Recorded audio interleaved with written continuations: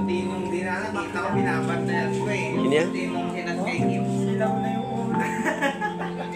Dahil naman yan dyan. Dahil.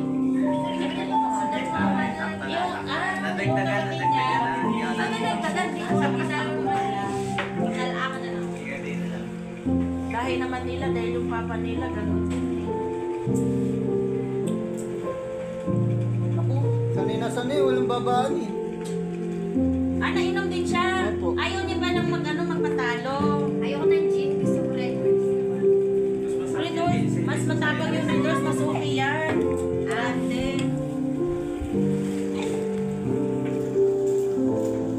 Lagyan mo nga ako ba? Kasi malaki yung ano sa...